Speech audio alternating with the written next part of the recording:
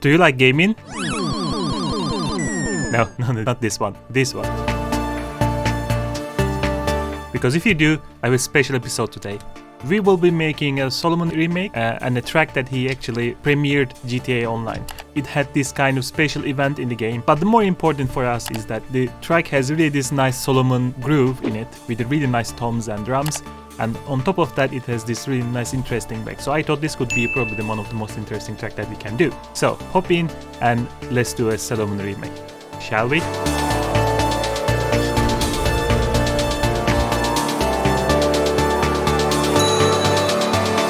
So the first thing that I will do is the kick, and I will focus on the drums first because this track has really groovy, really cool drum and tom groove. I think it's really important to get it right. So we will do a kick like this, and the only thing that I'm looking for the kick is having this kind of thumpy but still low bassy sound. So it sounds like this. And the second thing will be, of course, the tom. And for the deep tom, I have a sample sounding like this. It's quite deep and pushed back already. For this part, I will have something like bum bum bum very fast on top of each other. So we will take this one. I want maybe something around here first, and then it repeats like 4 times. Bum bum bum bum bum, and then I think it was like this. Let's try together with the kick. The first one is a bit off. Let's fix that. Tum tum tum tum. The first thing that I will do, the issue is like you hear the kick and the tom hits exactly the same time. So there are a couple of ways to solve this issue. The thing that I like to do is basically move this a bit so that you can clearly see this is the transient of the kick and this is the transient of the tom. And if I move this here, much better. And one more thing that I'm going to do, first let's put an EQ to get rid of super lows here. Put it somewhere around here, maybe get a bit more aggressive. And then I want to also get a bit super highs. Then I'm going to get a compressor and I'm going to sidechain to the kick. So when the kick hits, I also want to duck the transient of the tom. So in this part, it will be like almost starting from here. It will be kind of a pumping effect. So let's do it quickly. Just like that. And this will be very fast. So I'm going to decrease the release, put the look ahead so that we duck before kick hits. And it will be going down fast, releasing very fast as well. Like that. And if we just copy paste this all the way up here, maybe we can even make it shorter like this so we don't need all the way. So, and then we have these really a bit more percussive tom sounds, and they are also kind of ghosty, so they push a little bit back. So we'll fix that as well, as I mentioned. So let's get a single tom sample and then tune it. So the sample itself sounds like this. Really simple, slightly mid-oriented tom sample. So what I would like to do is maybe pick somewhere here, let me see, together with the drum. So it will only repeat itself all the time. So what we can do, pick something like this and Control D, Control D, Control D. Now we have this. However, in the track there is like 2 more of these and they are detuned. So what I'm going to do, I'm going to take the same sample. Let's put it here. And then we are going to tune this down 12 semitones or 1 octave below, really. If I put it here.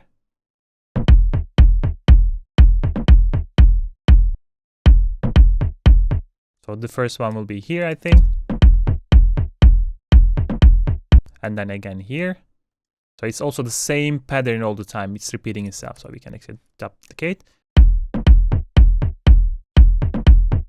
You see that it's really getting there. It really gets quite groovy, but it's not enough. We will have one more, the same tom tune again. This time I've tuned it down to 17 semitones, so perfect fifth of the original tom. And I also shortened up because I was not using the warp mode here, so it will be longer because we're tuning down. So if I play all together one more time.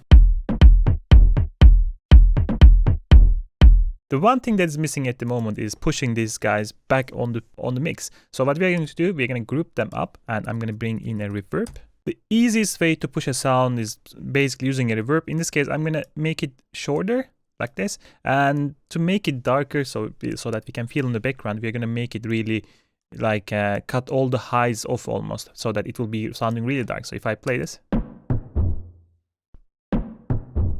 you can immediately feel it. We're going to make it smaller, of course. maybe around here, maybe stereo, let's say stereo as well.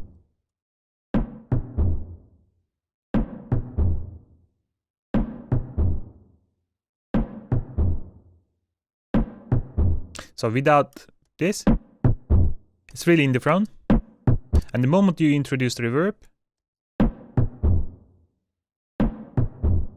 again, I like it to be this way simply because we have already kick and another tom. So this will be more like filling up the background. So all together, they sound like this now.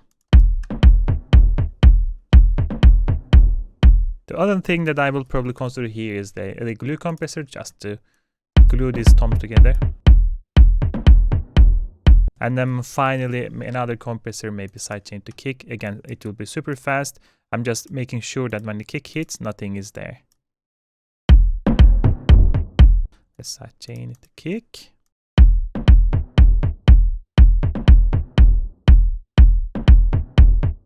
This is the tom. The only thing I think that's missing is that when there was a clap sample here on the tom to fill this up. So let's put that as well. And it's just simple clap really.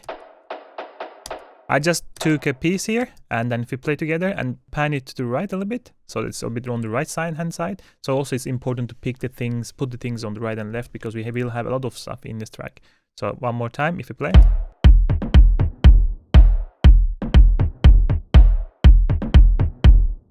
And now we had the tom and kick. The other thing that we need, of course, is just simple bass, sub bass to fill the rest of the space. So because these toms are really dark and deep, there is not really much space left, but the rest of the space we can just fill with a simple sub bass sound. And that's exactly what we are going to do. The tune of this track is D, so I'm going to create something like this and put a D2 here.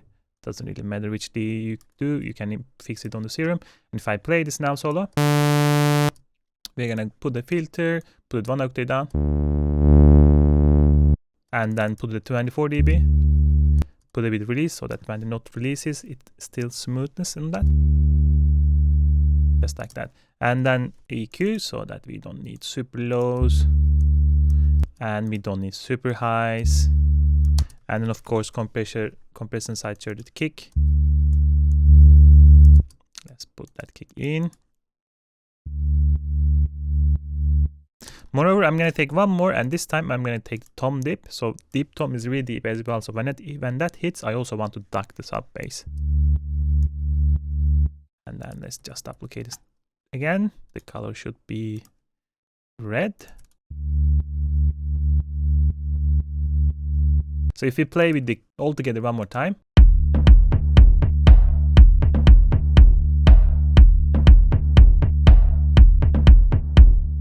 Just there, you can barely hear it. It's just to fill up that empty space a little bit, but nothing more than that. And now we have the tom, so let's get something to balance a little bit. So I'm thinking of putting a simple hi-hats. The track had super simple kind of white noise hi-hat, so let's put that first. So we have this hi-hat sound.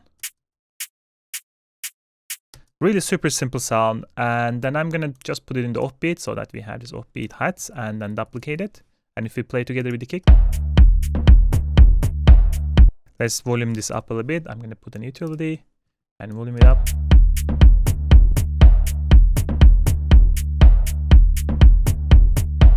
The one thing that is missing now is actually the room reverb. So what I'm going to do, pick that room reverb here, make it brighter, because we are going to send the hi-hat, so I don't want all these hi-hat cuts. We can even take it off and make it smaller. Like this, and the size is fine, to be honest, and decay time could be also smaller. And then we are gonna send these hats to there. So you can start to hear this simple sizzling sound in the background.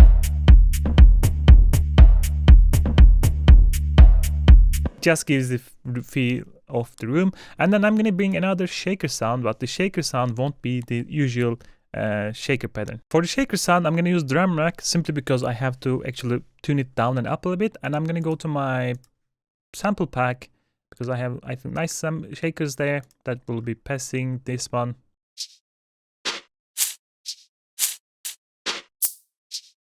So I think this will be fine. I want a bit more resonant sound, and I'm going to duplicate it couple of times. The idea is here actually tuning it up and down so that we have different version of the same shaker. So it will be still sounding like the same shaker but slightly different. So what I'm going to do first, let's change the sizes. So I'm thinking like this could be a bit shorter and a bit attack here. Let's volume this up slightly. And then we're gonna get another one. I want this one maybe here. Yes, and this one should be longer, and I'm gonna tune it one semitone up as well. So transpose it so it will be a bit brighter. So it will almost feels like this is like a hard hit, and I'm gonna volume up more as well. You can definitely see the difference. Let's volume up slightly. So we just need to put a kind of a now pattern to fit to this one. So what I quickly draw is that, you see, if I play it, you will understand a bit more.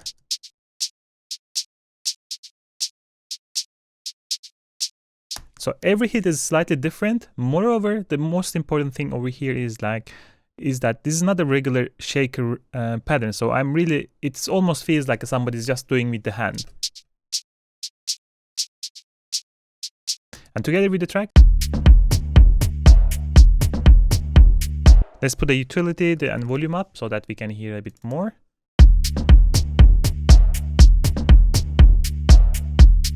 Let's send it to the room.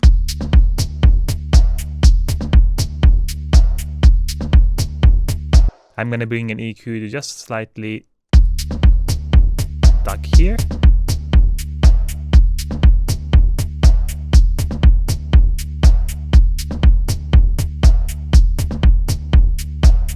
It really feels like an organic sound. And what you can do that I didn't do here is also each shaker you can pan a bit right and left and so it will also give you a bit more bigger stereo image. But for this one, I'm gonna keep it this way. And finally, we will have one more shaker, and what I called crackle sound, and it sounds like this.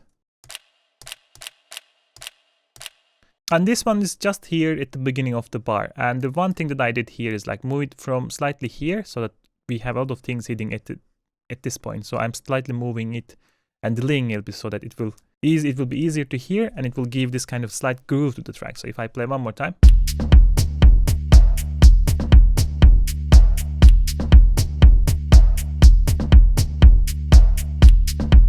And one more thing, I slightly pan it to the left so that it's still sitting slightly on the left. And once we have done this, let's add the clap so that we can feel the groove. So the claps will be a bit more like a finger clap. So this really, we are keeping this organic vibe. Claps are sounding like this. Let's put a slight EQ to cut the lows and highs.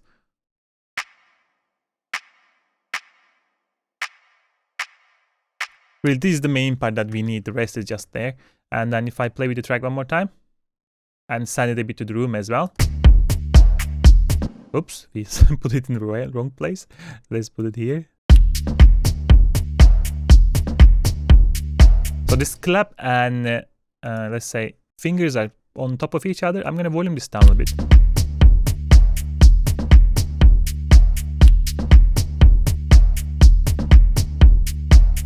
Here we go, much better.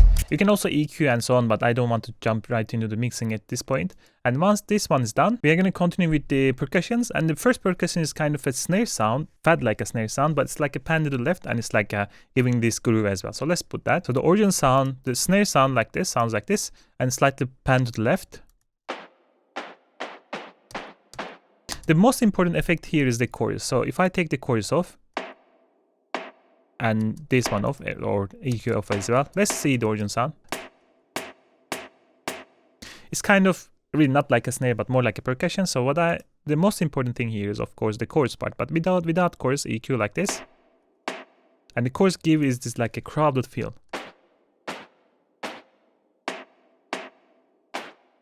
It's almost like a lot of people doing it at the same time. And the reason being is that we have a lot of feedback, and then we have a very high modulation. So if I move this back, we are just exaggerating this high end with and modulation, and drive it is all the way up without it.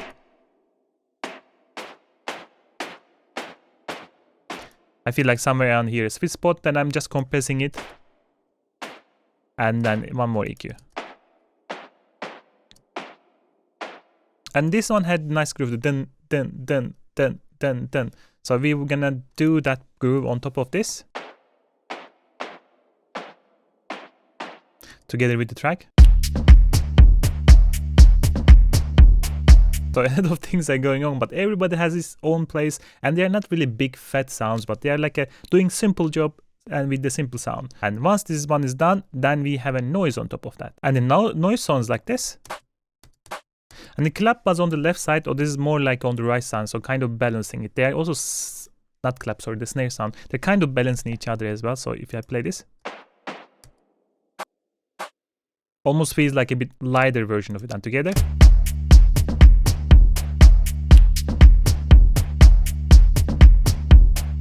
Here we go. And the next one is actually kind of there is a kind of like a sine wave sound, and sine wave sound was also layered with the percussion sound. So I will start with the sine wave, and the other percussion sounds on top of that will make more sense.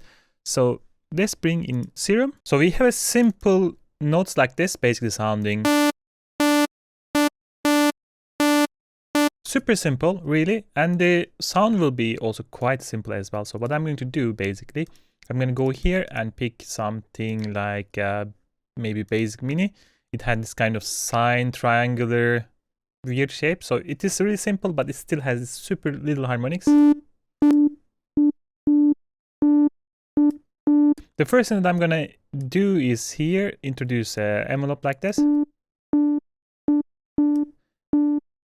the main thing over here is just putting a bit unison. So the sound gets pushed slightly in the back and gets a bit more ambient, a bit more percussive like. And the trick here, I don't know if he did it this way, but I will do it this way. Take LFO like this, put it onto the release. So we're going to play with the release. But this one will be really like a 2 option, on and off kind of. He probably did this by automation, but we can do it this way. So if I play this now.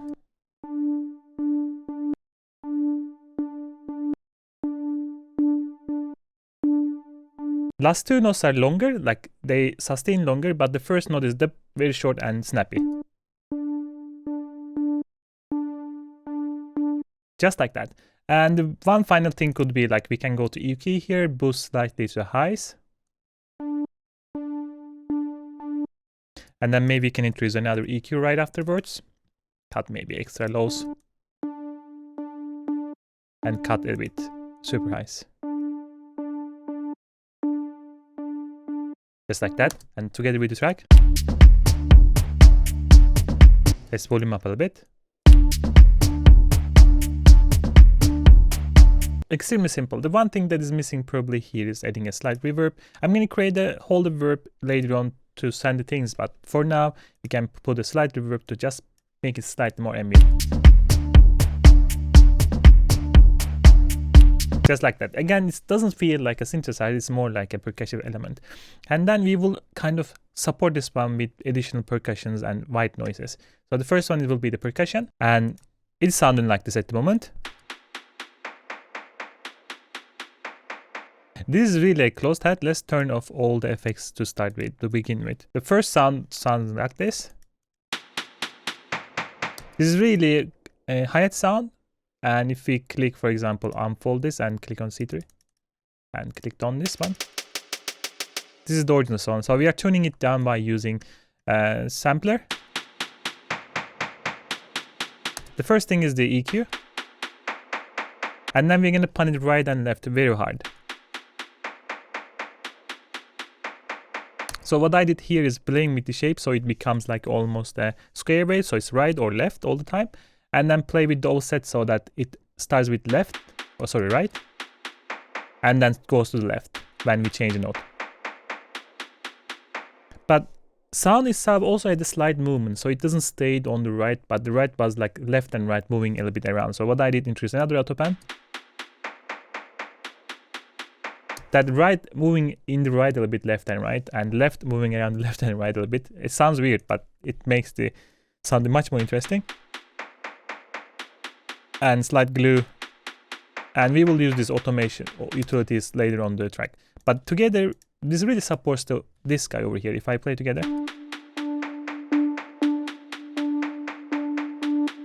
play with track.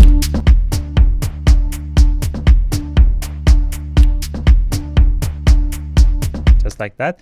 And then this even had kind of ambient noise to support these percussions. I know it gets really crazy because, yeah, I think the Solomun sound is all about those small tiny noises and things, and track itself is quite simple, but it has a lot of this kind of small and percussions and to make the drums really groovy. So this is just ambient noise from my sample pack again, sounds like this. The notes are like this. Again, we are using the sample because we are playing lower notes, the sample gets darker. It's following this guy. Together. Just like that. It's really interesting, really groove. I think this is more or less with the overall drums. The one thing that is missing is just like random claps in the beginning and random snare. It's really easy as well. Let's add them too. So what happens here, I think the most important thing over here is just getting a simple clap sound, a kind of more analog sound. And I use my sample pack again. Sounds like this. And then adding this kind of nice reverb to it. So the reverb itself is quite long, 2.76 seconds, so the long reverb, but we have this gate to close down faster than it is. So without this, very long tail, but the moment that we activate the gate, it cuts the tail. So very short, but it's still big reverb sound. And together with the drums, and I think this is more or less the complete drums for this track. If we play all together now.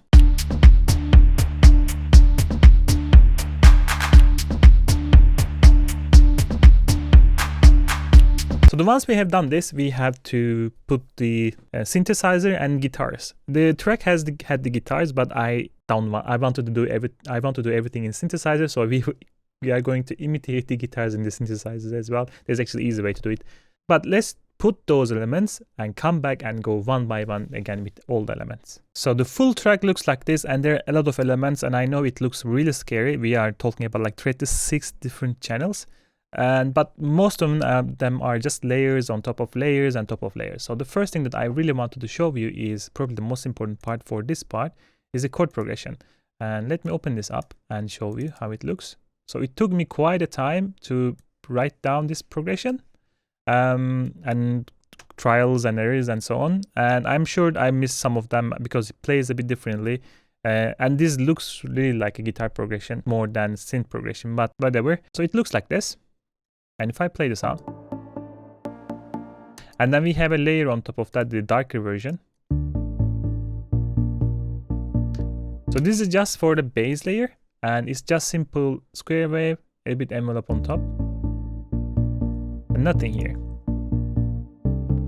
Just give this kind of low end, because we have this really bright high end on top of that, and this one is the more interesting part. I will say the first part sounds like this. And this opens up during the break. So if we go, for example, here.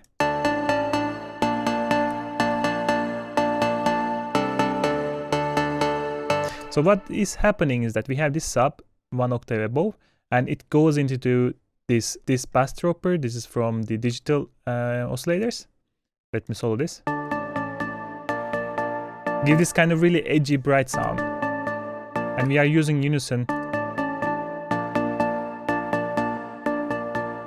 Make it slightly ambient. And then we had this guy over here. This Juno Bright. And then on the effect side, we have a slight compression and slight reverb.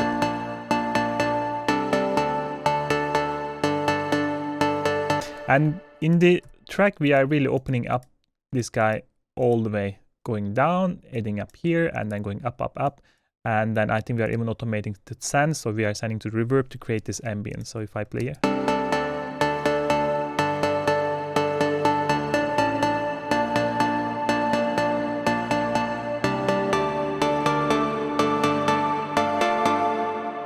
So this is really long, the reverb tail, and it's coming from the shimmer reverb.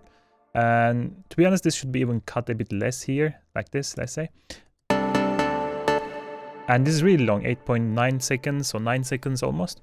This is the first important part. And the second part, I mentioned that there was a guitar, but I was doing it with the synth as well. And of course, there's an easy way to do it. And it sounds like this.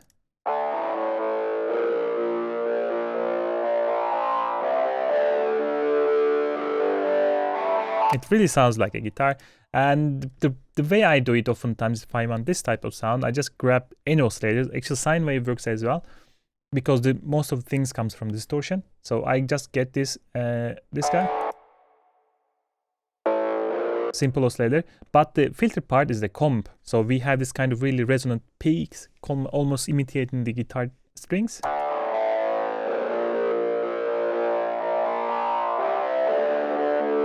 And they are moving around. And then we go to the effect side, and I'm adding flanger. But the main really thing happens here on distortion. So distortion, this guy is a diode, so it's very heavy distortion. Without it,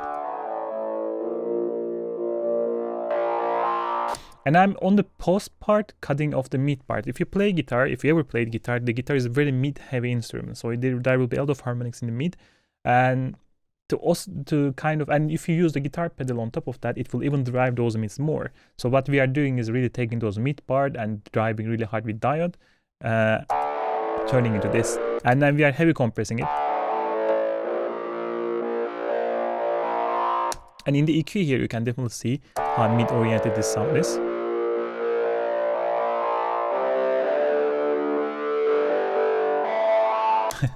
And then we have the guitar. And then I reversed the grand piano here as well.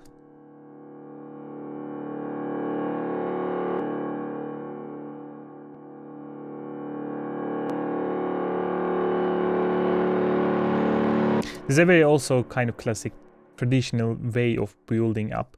This is used a lot, especially like at tracks from the 2000, I would say 2000, 2010, somewhere around there. And then let's go up a little bit and see. These are super simple. Let me show you. And the first is string. It just plays single notes, and it's the C all the way. The main ambience comes in the break from this guy.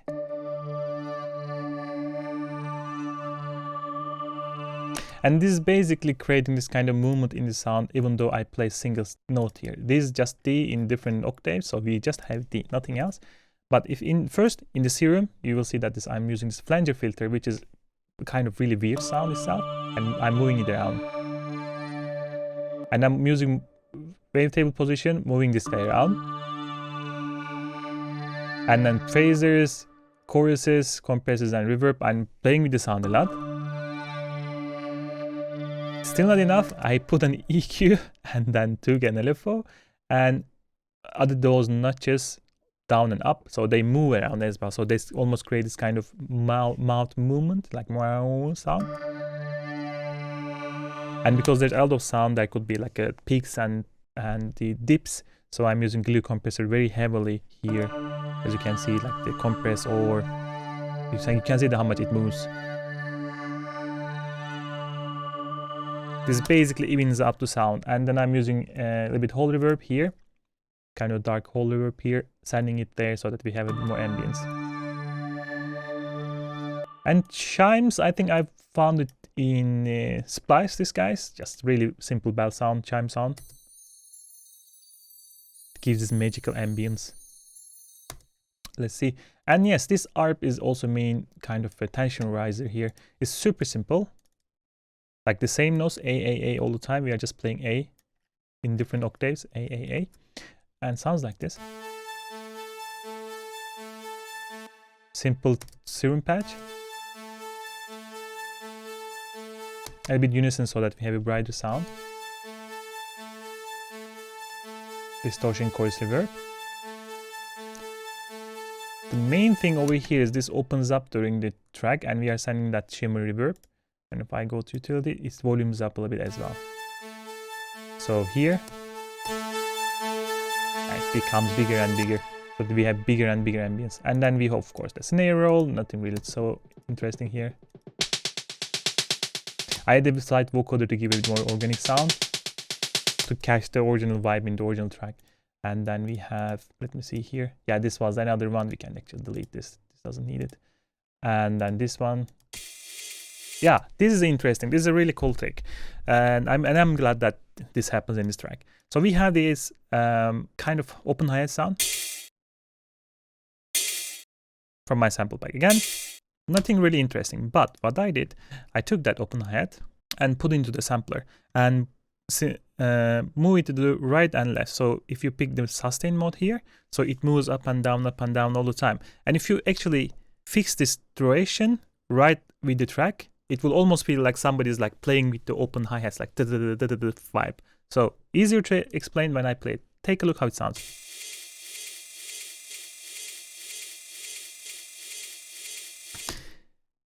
The trick here is like doing it like one by one, trying to get nailed perfectly is really hard. What you can do basically, just repeat every bar, or if you want it, like if you can even make it shorter, so it resets itself every bar. So you can just get it right like me. Like it's not perfect, but still feels good.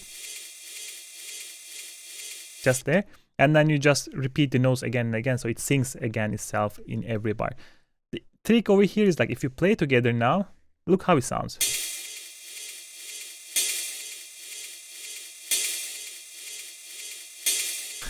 Really simple trick, and really sounds really nice. It adds up nicely if you are looking for this build up, I will say. And this is just simple ambient sound. And then the rest we have been through. What I'm going to do now, this is because it's a huge project again, I'm gonna start the end, and this is a long as well. Look at this, 3:40 to 6:40, almost 3 minutes. So we'll do start to end, and I will go one by one again, fast. And you can see one more time how it looks and how it sounds. So let's take a look.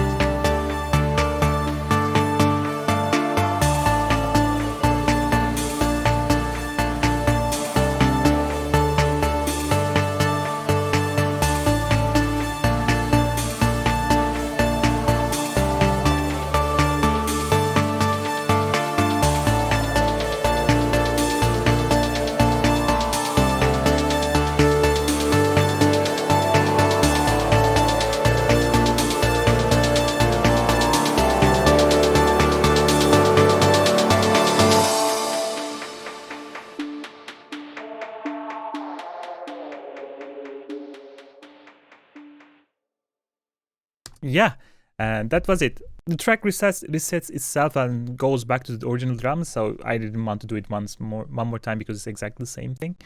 If you liked the video and if you enjoyed it, don't forget to give a thumbs up and subscribe to the channel. And if you are into drums and groove, I have a second channel, and this week on in that channel we had the crunch drum tutorials in 2 minutes.